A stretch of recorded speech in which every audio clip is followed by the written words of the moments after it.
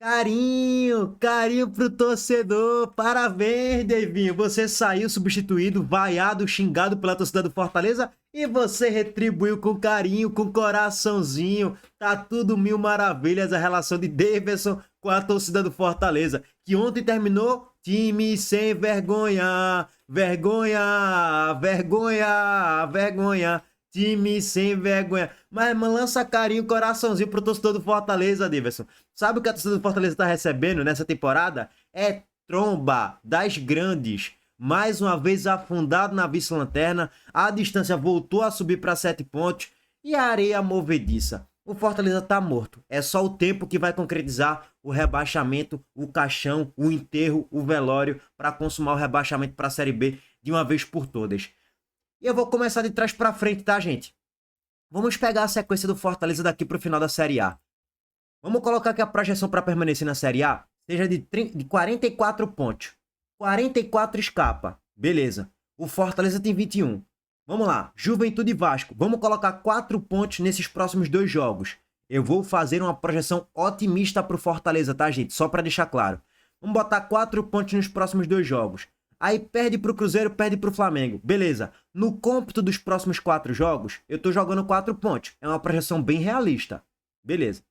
Aí depois você pega o Santos e o Ceará. Vamos jogar mais 4 pontos nesses próximos 2 jogos? 8. Beleza. Vamos jogar uma vitória contra o Grêmio? 11. Perde do Bahia. Beleza. Aí vamos jogar 4 pontos contra o Atlético Mineiro e contra o Bragantino no cômputo geral. Ok. 16. E vamos jogar mais 4 pontos contra Corinthians e Botafogo. Uma vitória contra o Corinthians e um empate contra o Botafogo. 20. Eu acabei de fazer uma projeção aqui extremamente otimista que o Fortaleza só perderia 3 jogos daqui para o final. Contra o Bahia, contra o Flamengo e contra o Cruzeiro. De resto, a cada 2 jogos ele estava somando 4 pontos. 20 mais 21, 41. Miserável, acertou. O Fortaleza, para mim, o teto máximo do Fortaleza é chegar a 41 pontos. Isso aqui é no cenário hipotético, tá, gente? Num cenário mais otimista possível. O Fortaleza chegaria a 41 pontos e estaria rebaixado para a Série B. Vocês sabem o que eu tô dizendo, né? Se num cenário mais otimista está rebaixado na 17ª colocação com 41 pontos, imagina no cenário realista. O Fortaleza não chega a 36 pontos nessa Série A. E deve cair ou na 17ª, ou 18ª, ou 19ª colocação na vice-lanterna. Essa aqui é a realidade. Ontem, para mim, foi o reflexo de um time rebaixado. Gente, o Fortaleza não pegou o São Paulo voando na temporada, jogando um grande futebol, envolvendo adversário, vindo de uma sequência positiva. Não, o São Paulo acabou de perder para o Ceará no Morumbi, gente. O São Paulo vinha de 4 derrotas consecutivas. O Fortaleza era pai do São Paulo. Nos últimos 5 anos, o Fortaleza não sabia o que era perder para o São Paulo, pô. Bizarro. Na era Vojvoda, o Fortaleza reinou pra cima do São Paulo. Se você for parar pra analisar nos números. Beleza. Mas esses números, todos eles em 2025, estão sendo esfacelados pela gestão Marcelo Paes, pelo trabalho horroroso de Vojvoda, pelo trabalho horroroso do grupo de jogadores do Fortaleza também. A gente não pode isentar o grupo de jogadores também, não. Que eles têm parcela significativa de culpa no rebaixamento do Fortaleza, que é só questão de tempo de ser concretizado. Então, assim, o São Paulo vinha de 4 derrotas consecutivas, 2 para a LDU, foi eliminado da Libertadores, perdeu na Série A para o Santos, perdeu para o Ceará no Morumbi, vinha da sequência ruim, cheio de desfalques, o time todo remendado, o São Paulo teve um expulso ali, Rigoni, no início ainda do primeiro tempo, um cenário perfeito, pô, Castelão, mais de 30 mil torcedores, jogando com o apoio do meu torcedor, contra o São Paulo, que é o nosso freguês, São Paulo com 1 a menos em campo, a gente tem que crescer na partida, fazer o gol, empatar o jogo e virar. Não, o Fortaleza não jogou nada durante 80% do tempo, depois de ficar com um jogador a mais. Isso é que é o mais bizarro. Vamos lá. Durante quantos minutos o Fortaleza foi avassalador quando teve um jogador a mais em campo? Que colocou Rafael para fazer grandes defesas, ou perdeu oportunidades cara a cara com o goleiro, conseguiu recuperar a segunda bola com facilidade, pressionar, posse de bola no campo de ataque, intensidade, envolvimento. O Fortaleza teve isso por 10 minutos, dos 20 aos 30 do segundo tempo.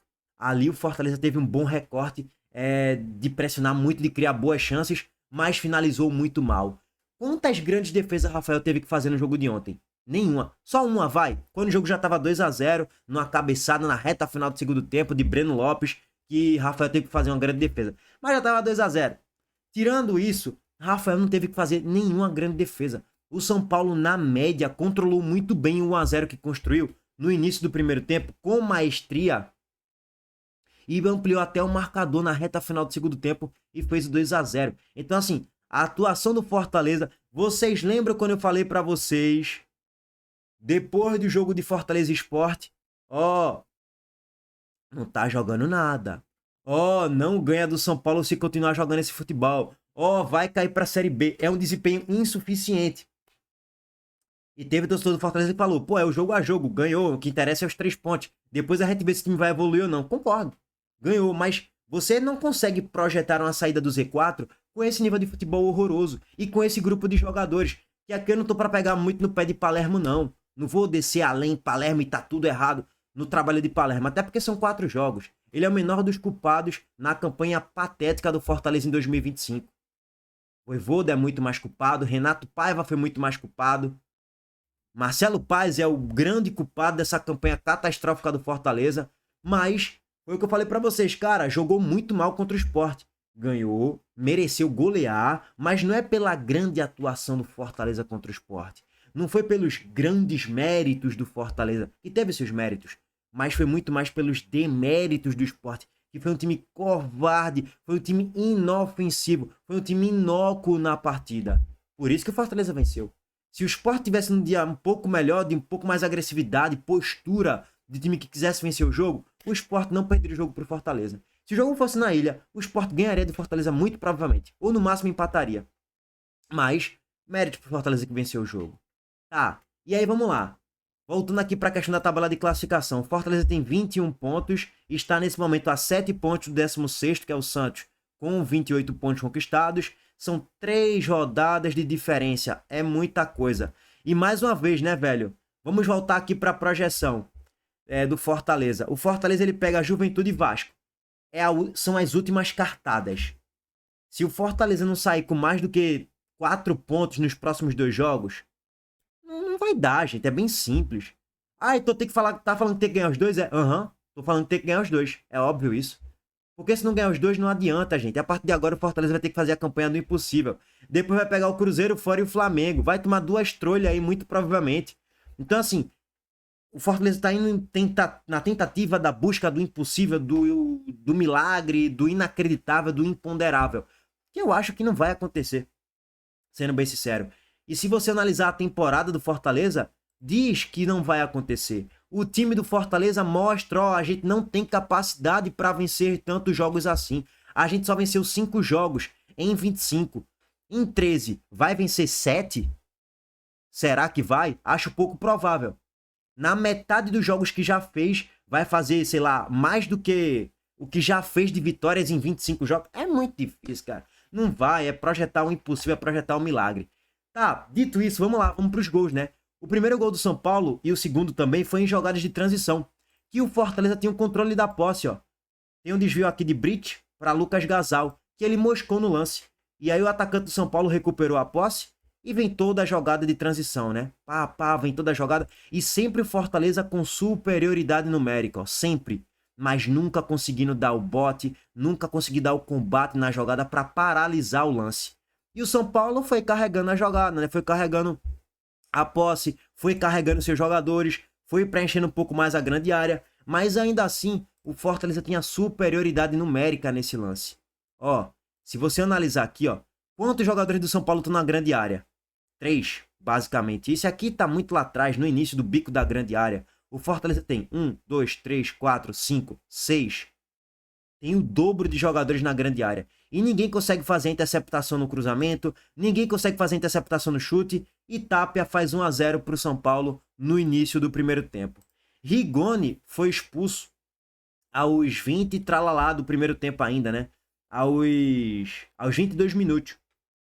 Numa solada que ele deu em Daverson. Davinho, coraçãozinho pro torcedor, hein, Daverson? Coraçãozinho! E o torcedor do Fortaleza só tomando tromba, só tomando trolha, mas coraçãozinho. Pela solada que Rigoni deu em Daverson.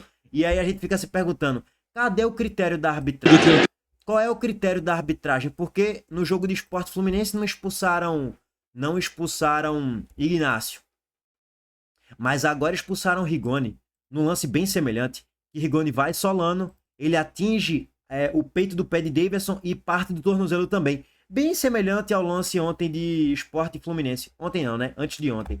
E não deram a expulsão de Ignacio, mas deram a expulsão de Rigoni em cima de Daverson. Expulsão justa, tá? Pra mim, Rigoni mereceu ser expulso. Foi uma entrada até mais violenta, na minha opinião, do que a de Ignacio em cima de Barleta. Mas beleza. E aí, como eu já falei pra vocês, cara, depois da expulsão, o Fortaleza pouco criou, pouco construiu. E quando criou, quando construiu, Diogo Barbosa finalizou a bola de forma ridícula pra fora, Breno Lopes finalizou pra fora, Jason Guzmão finalizou mal, Daverson finalizou as bolas pra fora. Um time que finalizou pouco na barra. Um time que, quando constrói, não coloca o goleiro adversário pra fazer um milagre. Não faz gols. Não é à toa que o ataque do Fortaleza é fraco na Série A. Se você analisar aqui, ó, o Fortaleza ele tem 24 gols marcados na Série A. É um dos piores ataques da competição. Só tá na frente do Sport, do Juventude, do Vitória e do Ceará. E do Atlético Mineiro, basicamente, mais o Galo com jogos a menos. É o 6º pior ataque da competição. Porque finaliza muito mal. Por quê? Porque o material humano à disposição é ruim para vencer jogos, para decidir partidas, para fazer gols, para fazer ferida no adversário. Por isso que o Fortaleza também não conseguiu furar a zaga do São Paulo ontem. Mais uma vez, São Paulo no primeiro tempo administrou com maestria 1-0. O São Paulo, inclusive, chegou com mais perigo no primeiro tempo, com um jogador a menos do que o Fortaleza. Luiz Gustavo na zaga ali como uma espécie de líbero, né? Com Negruti e Sabino fez uma grande partida. Pablo Maia também fez um bom jogo e tal. Tapia, que é horroroso, fez o gol da vitória. Cara, o Fortaleza ressuscitou o São Paulo, que estava em crise. Ressuscitou Tapia, que estava em crise, não estava jogando nada. E ressuscitou Luciano, que estava perdendo gol pra cacete na Libertadores. E estava sendo vaiado pela torcida do São Paulo nos últimos jogos. E o segundo gol do São Paulo? O segundo gol do São Paulo sai naquela pressão, naquela loucura do Fortaleza nos minutos finais para tentar empatar o jogo. Martini solta o passe aqui para Marinho. Marinho domina e o domínio já não foi tão bom, né? Aí ele, pô, vou tentar aqui rabiscar. Vou tentar driblar. Ele perde a bola. E aí vem o contra-ataque do São Paulo. Mais uma jogada que o Fortaleza tinha posse e o São Paulo em transição conseguiu fazer o gol. Dessa vez o São Paulo faz um gol em transição, velho. Vamos lá, né, gente? Nem foi um contra-ataque fulminante. E o São Paulo tinha um jogador a menos. Então, assim, uma vergonha, velho. É pra tomar vergonha na cara esse segundo gol que o Fortaleza tomou. Contra-ataque, com um a mais em campo tu ter. E tu ainda tomar esse contra-ataque que nem tão rápido foi. Lucas Gazal, pum, recebeu o passe aqui, tomou o passe aqui, a bola nas costas, né? E Bobadilha deu a cavadinha pra Luciano fazer o 2-0.